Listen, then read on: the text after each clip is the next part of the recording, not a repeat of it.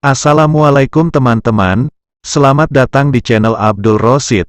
Semoga kita selalu diberikan kesehatan dan keberkahan, amin. Di video kali ini saya akan membahas pencipta lagu kebangsaan Indonesia Raya, yaitu Wage Rudolf Supratman atau yang kita kenal W.R. Supratman. Wage Rudolf Supratman adalah pengarang lagu kebangsaan Indonesia Raya yang telah dikukuhkan sebagai pahlawan nasional Indonesia. W.R. Supratman merupakan salah satu putra dari seorang sersan di Batalion 8 bernama Senen. W.R. Supratman lahir di Jatinegara, Jakarta pada tanggal 9 Maret tahun 1903. Dia menamatkan sekolah dasarnya di Jakarta. Pada tahun 1914, W.R. Supratman ikut kakak perempuannya yang bernama Ruki Jem pindah ke Makassar. Di sana dia disekolahkan dan dibiayai oleh suami Ruki Jem yang bernama Willem van Elde. Supratman lalu belajar bahasa Belanda di sekolah malam selama 3 tahun.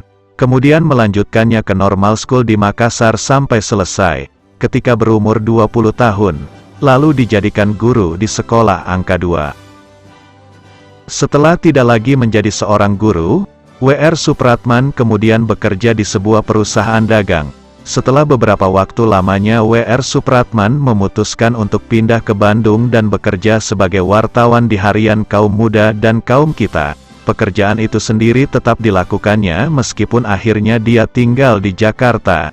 Di Jakarta inilah, W.R. Supratman mulai tertarik dengan organisasi pergerakan nasional yang akhirnya membuat dirinya banyak bergaul dengan tokoh-tokoh pergerakan.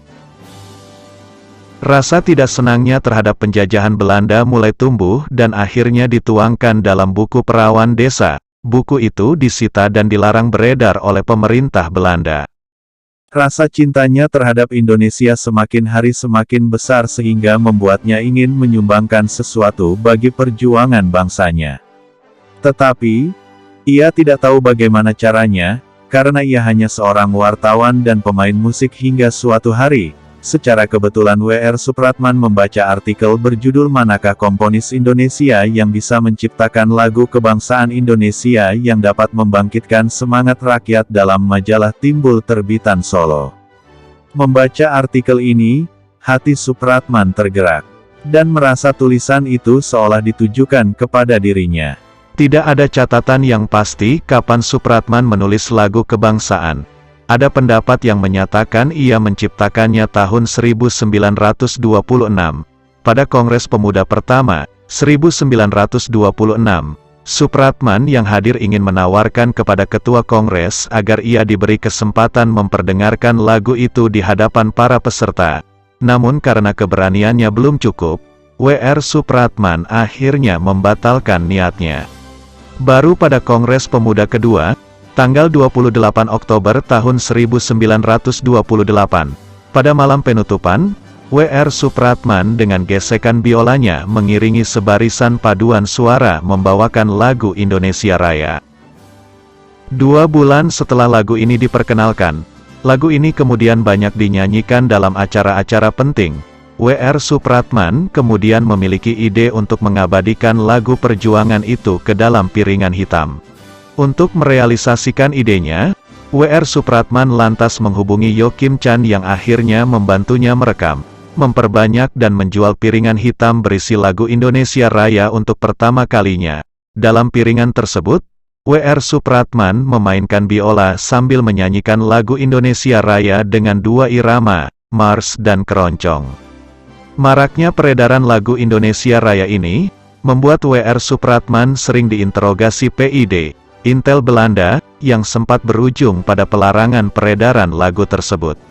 Protes atas pelarangan lagu itu pun berdatangan dari berbagai pihak yang menyebabkan Volkert turun tangan di mana akhirnya kata "Merdeka Merdeka" hanya boleh digunakan ketika lagu dinyanyikan di ruang tertutup. Hingga akhir hayatnya, W.R. Supratman masih menjadi incaran polisi Hindia Belanda, karena telah menciptakan lagu Indonesia Raya, sampai akhirnya dia jatuh sakit di Surabaya, karena lagu ciptaannya yang terakhir Matahari Terbit pada awal Agustus tahun 1938, W.R. Supratman ditangkap ketika menyiarkan lagu tersebut bersama pandu-pandu di NIROM Jalan Embong Malang, Surabaya. W.R. Supratman kemudian ditahan di penjara Kalisosok, Surabaya. W.R. Supratman meninggal pada tanggal 17 Agustus tahun 1938 karena sakit. W.R. Supratman hingga meninggal belum pernah menikah dan mengangkat seorang anak pun. Itulah sedikit kisah W.R. Supratman dalam menciptakan hingga menyebarkan lagu kebangsaan Indonesia Raya. Semoga kita dapat mengambil hikmah dan pelajaran dari kisah beliau. Sekian dan Assalamualaikum.